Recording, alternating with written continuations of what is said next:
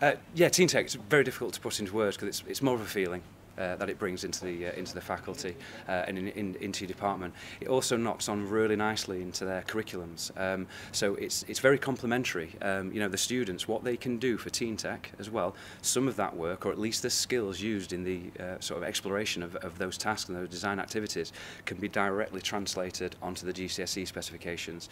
And I have to say, we were fortunate. We had a couple of groups of students make it to the finals last year, so they went down to the Royal Society, and some of those students, not all of them, are actually still within our GCSE classes now. And I have to say, to see their work after that experience, there's something more in the work. Again, it's something that you might not be able to measure. It might not be on the assessment criteria, as it were, but there's a passion and there's a creativity and there's a depth of knowledge and understanding about the design and manufacturing industry that shines through in their work, which obviously just complements what they're doing for the GCSEs, A-levels as well. Yeah, it just really fetches a great value, and it's something that has to be experienced. I would say ultimately it's a feeling. And it's a vibrance, it's a passion, and you know, not only that, but you can see that knock-on effect with the teachers within the department as well. And when the kids are coming down and they're so excited, I think many subject areas, sometimes struggle. One of the hardest things we have in education is to engage and motivate our students, but TeenTech brings it to life in the classroom, so motivation and engagement really isn't a problem. If anything, it's actually, once it's off, it's maintaining the floodgates, because you get so many children wanting to be involved. It's really exciting. Technology in the real world, I think it's allowed them to set their sights, set their aspirations, set their visions beyond that of a classroom, really out there into the world. And actually, when they start to see the different things out there, and actually when they start researching these technologies and start linking that to human need as well, and not only human but environmental need, and these students start to understand that actually, they can create things that might make other people's lives or groups of humans on Earth, a better place. Products that bring extra benefits to people's lives, or products which just have a greater sympathy for the environment that we live in, and new products coming up with new innovations and new ideas. It really excites them. It gets them motivated. It makes them hungry. It makes them really hungry for more. Hungry for more.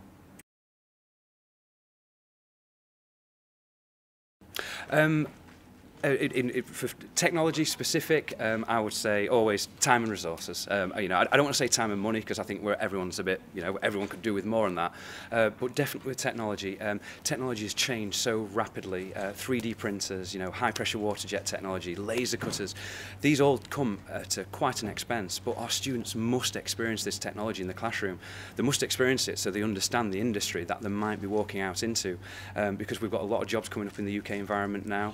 Science and technology industries, the computer science industry as well, and I think it's really important that the students understand actually how these skills can be utilised and actually what these jobs are about, and to talk about it or to show them a video. We're the multimedia generation that we're looking at now, very IT savvy. They need to experience it firsthand, and I feel it's really important that things like TeenTech, where it gives that engagement, it brings an extra profile to the technology department, an extra profile which is beneficial for the school, its governing body. It's beneficial for the community that the school serves, and then that can also attract extra investment. It can get you community links, it can get you industrial links, and it can really perpetuate what you do. I do. I feel we're frontline. We have our student. I'm a Year 12 tutor myself, so very much every day I'm engaged in chats about students' futures, where they want to go to university. But I feel we can provide very good careers advice in school. I do feel where it may fall down a little is the rapidly evolving ICT and technology manufacturing environment places.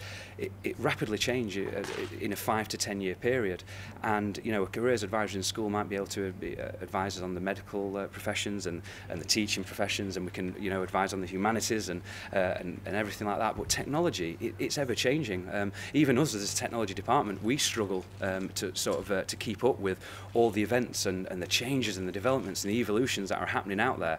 And then so when our students come up to us and say, oh, so I've got these skills, and what job could I do? Mostly we'll point them in the areas of graphic design, product designer, engineer, electrical engineer, fashion engineer, architecture. But actually, you know, these are quite traditional job terms now. There's a massive array of technological jobs out there, mass industry production jobs and ICT jobs, computer programming jobs, that all have very different names in very different sectors, and all slightly differentiate from each other. And that's ever evolving, and we have limited access to that type of information.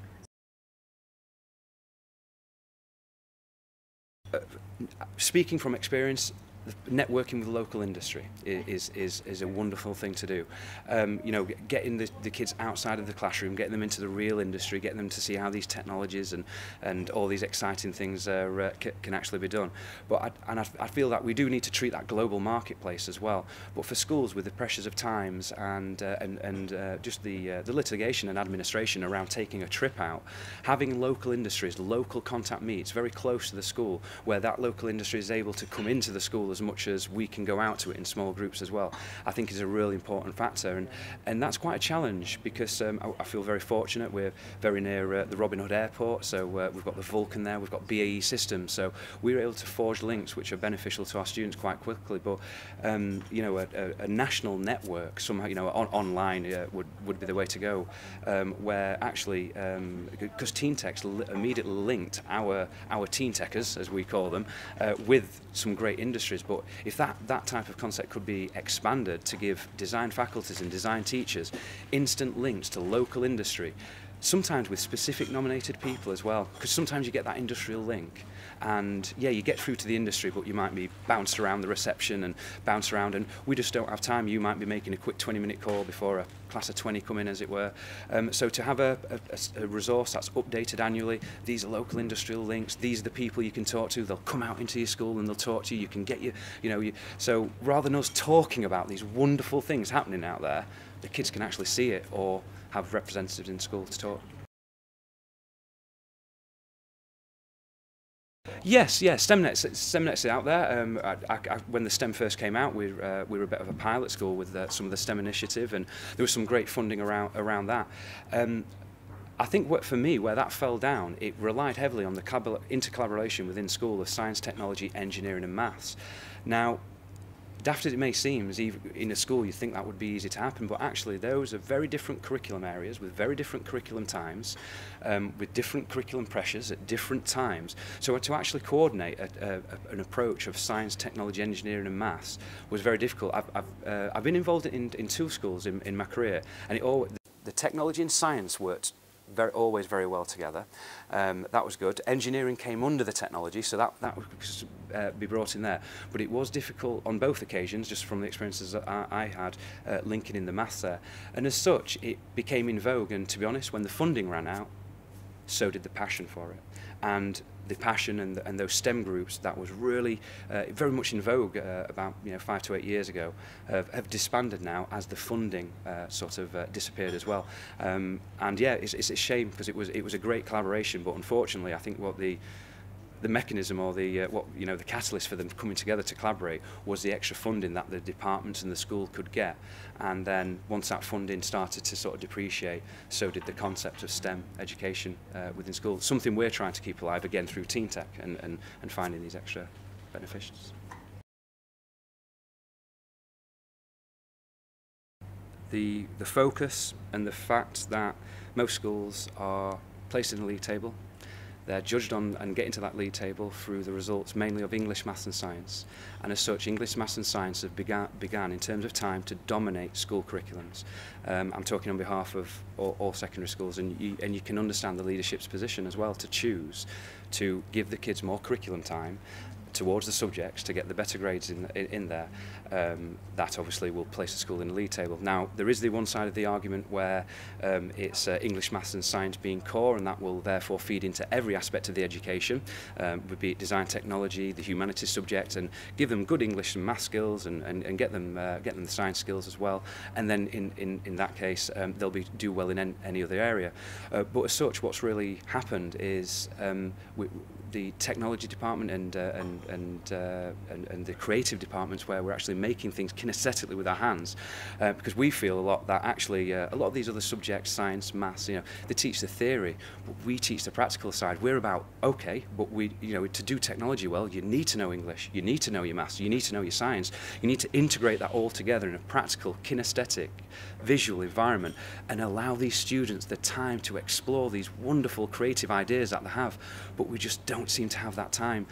Quite literally, in many secondary schools, English, maths and science will see the students for 3 times as much time as a technology department or another creative department might do. And as such, that does limit us and puts a stranglehold on our creativity, because we just don't have the time to explore all these fascinating things we could.